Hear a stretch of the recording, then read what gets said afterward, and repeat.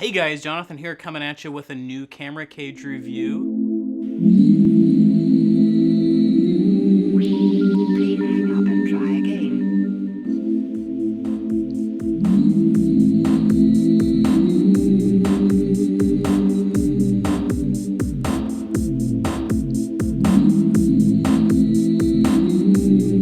I'll probably be comparing this pretty closely to the small rig camera cage that I did a review of a few months ago.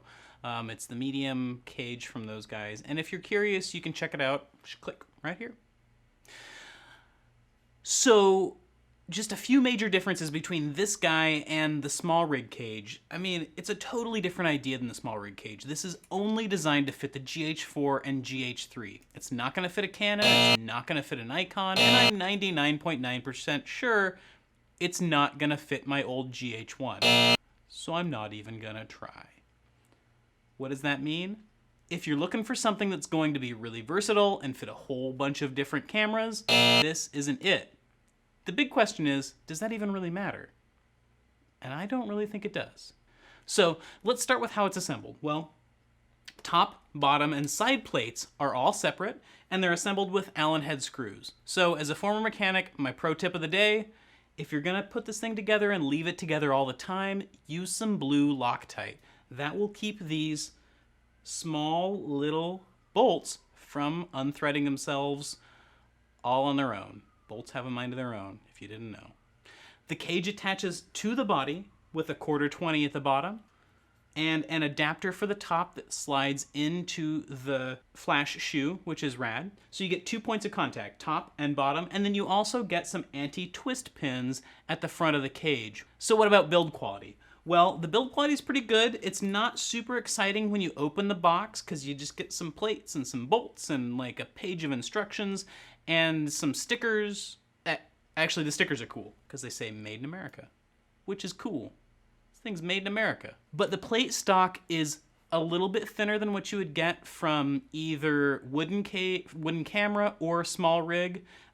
It's more of a machined aluminum instead of like a billet, like thick aluminum plate. But in general, it's pretty good. It's a black matte finish with sort of a chalkboard feel to it. And I think the build quality is pretty good. It feels lighter, like the materials feel lighter in weight, as well as lighter in material themselves, which is okay with me actually, because a big part of the reason that I moved to the GH4 was I wanted something lighter. And also, this thing fits so snug to the body that it's really easy to drop in and out of my field bag, which is very cool. So other little things that I really like about this cage, beyond the fact that it doesn't weigh a ton, well, like I said, the fit to the camera body is splendid. There's not any gigantic holes here that are gonna get stuck with cables or cords or straps or anything like that, which is fantastic. But on the flip side of this, getting to some of these controls on the top is a bit tricky, especially these two control dials. They're a bit touchy. The dial on the left-hand side is a bit hard to get to. The one on the right hand is a little bit easier. They both have slots cut out at the top that makes it so that you can see what they're pointing at. However, if you've got chubby fingers, you might have some problems getting in there and changing those settings. So, just something to be aware of. Next on the hit parade of awesomeness, the anti-twist pins.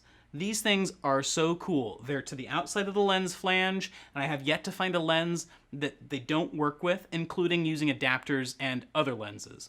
But they prevent the camera from moving around in here, which is cool, especially if you're using the original strap mounts or any of that stuff. So it makes it really easy to use, and it keeps it secure. Basic questions. Yes, you can get to the car door on the side. Yes. You can get to the battery on the bottom. Yes, you can get to all of the ports on this side. And speaking of the ports on this side, it comes with an HDMI lock, which is really nice and lightweight and easy to use. I had to pay for the HDMI lock on my other system, and it was expensive. And I don't honestly use it all that often. So it's nice that this one was free and easy to take on and off. It uses a really small threaded bolt, and it's a small, just it clips down, but it's easy enough that you could leave it or take it with you, no big deal. There's a whole ton of threaded pieces, threaded holes, 1/4-20s, 3/8, all over the place. That's the whole point of this thing, right? It also, most importantly, gives you the ability to mount something like a Manfrotto video plate on the bottom, in line with the lens, and you can use that anti-twist pin without any problems. That's so fantastic. So what do you get with the cage? Well, if you buy the bare cage, you get the cage and the HDMI lock, which is great if you have a whole bunch of stuff already. If you buy one of their bundles, you get the cage, HDMI lock, a cold shoe, a rail system, a top handle, and the defocus, follow focus. I have here the top handle and the rail system, and the top handle is pretty cool. It's proprietary to defocus, but it mounts really easily on the top of it. It's got an anti-twist plate right here on the front of the mounting piece, a really quick and easy threaded bolt at the top, and it gives you an extra 4 thread mounts at the top in 1/4-20 and plus a 3/8, which is cool. The rail system uses a similar piece. It uses another sort of quick release 1/4-20 for the bottom and the same plate that wraps around the front of the cage to give you an anti-twist. It's 15mm rods, and again, you get a nice threaded plate for the bottom that you can mount a Manfrotto plate to and use the anti-twist pin.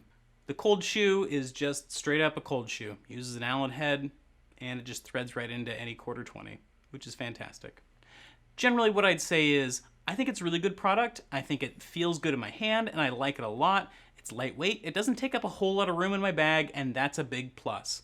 The other big plus, it's made here in the US. Thanks, Defocus. Thanks for making stuff here in the States. So I think that's it. I mean, if you like our content, click subscribe, and if you have any questions, just ask them in the comments. I'm really good about replying. Thanks a lot. See ya.